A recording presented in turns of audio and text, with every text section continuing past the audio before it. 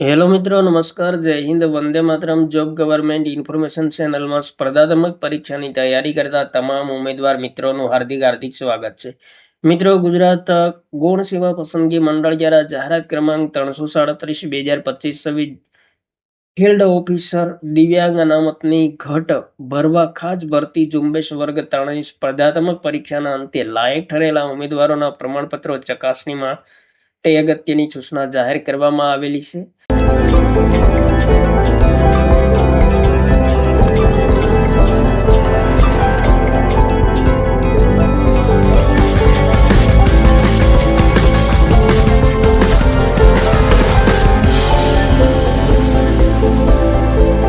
તો કુલ 3 જગ્યાઓ માટે તારીખ 5/12/2025 રોજ યોજાયેલ MCQ CBRT પરીક્ષામાં ઉપસ્થિત રહેલા કુલ 45 ઉમેદવારોએ મેળવેલા ગુણની પરીક્ષા બેઠક ક્રમાનુસારની યાદી 18/3/2024 રોજ મંડળની વેબસાઇટ પર મૂકવામાં આવેલ હતી.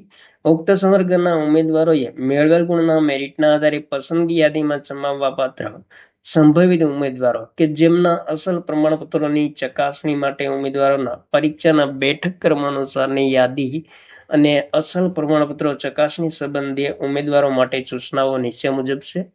તો એ મિત્રો, પ્રમાણપત્રો ચકાસણીની તારીખ છે 8/4/2026 બુધવાર અને સમય સવારે 10 કલાક છે.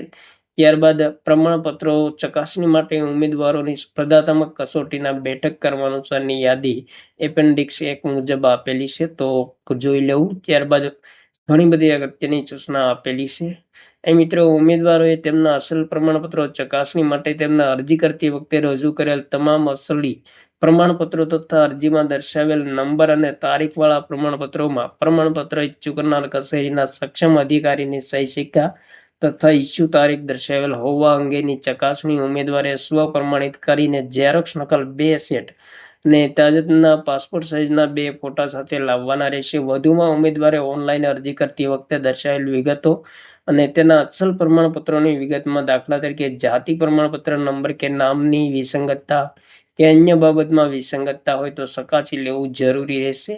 અને ત્યારબાદ મિત્રો, અહીં પ્રમાણપત્રોની ક્રમાનુસારની યાદી આપેલી છે. તો SSC marksheet, SSC credit certificate, school leaving certificate, CCC course સંબંધી સર્ટિફિકેટ, ત્યારબાદ તમામ માર્કશીટ, બેચલર ડિગ્રીની, ગ્રેજ્યુએશન સર્ટિફિકેટ, બેચલર ડિગ્રીનું, જાતિ પ્રમાણપત્ર, વિધવા ઉમેદવારો માટેનું પ્રમાણપત્ર, માજી સૈનિકના ઉમેદવારો માટે ડિસ્ચાર્જ કર્યા અંગેની અસલ બુકલેટની નકલ સાથે રજૂ કરવાનું રહેશે. ત્યારબાદ દિવ્યાંગ ઉમેદવારોએ દિવ્યાંગતા પ્રમાણપત્ર રજૂ કરવાનું રહેશે. ત્યારબાદ સરકારી નોકરીમાં હોય તેવા ઉમેદવારો માટે NOC રજૂ કરવાનો રહેશે.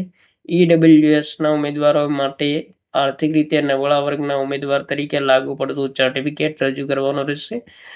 ત્યારબાદ ઓળખના પુરાવા માટે Aadhaar card, PAN card, driving licence, ચૂંટણી કાર્ડ કે પાસપોર્ટ પૈકી એક રજૂ કરવાનો રહેશે. અને મહિલા ઉમેદવારો માટે અગત્યની સૂચના આપેલી છે. ત્યારબાદ નોન ક્રિમિલિયર અનામત વર્ગના ઉમેદવારોએ રજૂ કરવાનું રહેશે. અને અહીંયા પ્રમાણપત્રો લાગુ પડતા હોય તો તમામ ડોક્યુમેન્ટ રજૂ કરવાના રહેશે. ત્યારબાદ મિત્રો, અહીં ફોર્મ આપેલું છે તે ભરવાનું રહેશે. ઉમેદવારનું નામ ગુજરાતીમાં, ત્યારબાદ અંગ્રેજીમાં કેપિટલ અક્ષરમાં, જન્મ તારીખ, અંક અને શબ્દો બંનેમાં લખવાની રહેશે. વતનનું સરનામું, હાલનું સરનામું, ત્યારબાદ સંપર્કની વિગત જેમાં મોબાઈલ નંબર અને ઈમેલ એડ્રેસ તથા અનામત કેટેગરીમાં સમાવેશ થતો હોય તો હા અથવા ના દર્શાવવાનું રહેશે. કોઈ પણ પ્રકારની વિકલાંગતા ધરાવતા હોય તો હા અથવા ના દર્શાવવાનું રહેશે. જો હા તો કયા પ્રકારની દિવ્યાંગતા ધરાવો છો, A, B, C કે D જે કંઈ લાગુ પડતું હોય તે દર્શાવવાનું રહેશે. ત્યારબાદ આપ માજી સૈનિક છો તો હા અથવા ના દર્શાવવાનું રહેશે. અને ખાસ સૂચના, ઉમેદવારે પોતાનું ઓળખપત્ર, અરજી ફોર્મ, મુખ્ય પરીક્ષાનો કોલ લેટર તથા ફોટો ઉપયુક્ત ફોર્મમાં લગાવીને આ સાથે સામેલ રાખવાનું રહેશે અને સહી કરવાની રહેશે. ત્યારબાદ જો કોઈ ઉમેદવારી રદ કરાવવા માંગતા હોય તો તેમના માટેનું બાંહેધરી પત્રક આપેલું છે. તો આ બાંહેધરી પત્રક ભરીને ઉમેદવાર પોતાની ઉમેદવારી રદ કરાવી શકશે. ત્યારબાદ જે ઉમેદવાર પ્રમાણપત્રો ચકાસણી માટે રૂબરૂમાં ઉપસ્થિત ન રહી શકે તેમ હોય તેમના માટે સંમતિ પત્રક આપેલું છે તો એ મિત્રો સંમતિ પત્રક રહેશે અને ઉમેદવારની સહી તથા નામ લેવાના રહેશે. ઉમેદવારનો ફોટો જેના પર ઉમેદવાર સહી કરવાની રહેશે અને વાલીનો ફોટો જેના પર ઉમેદવારે સહી કરવાની રહેશે. તો આ તમામ વિગતો ફિલઅપ કરવાની રહેશે.